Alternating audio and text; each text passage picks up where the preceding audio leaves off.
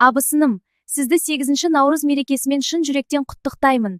Көктеммен бірге өміріңізге қуаныш, жүрегіңізге жылулық келсін. Әр күніңіз мейірім мен шаттыққа толы болсын. Жүзіңізден күлкі кетпей, айналаңызға әрдайым жақсылық сыйлап жүре беріңіз. Шаңырағыңыз берекеге толып, отбасыңыз аман-есен болсын. Үйіңізден бақыт пен тыныштық кетпесін. Сізге зор денсаулық, ұзақ ғұмыр және таусылмас қуаныш тілеймін. Әрбір арманыңыз орындала берсін. Көктемнің әдемі күндеріндей өміріңіз де жарқын әрі шуақты болсын. Әр күніңіз жақсылыққа толы болсын. 8 наурыз мерекесі сізге жаңа үміт, жаңа қуаныш әкелсін. Әрдайым бақытты болып, қуанышта жүре беріңіз.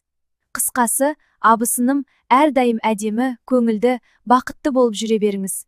Мерекеңіз құтты болсын.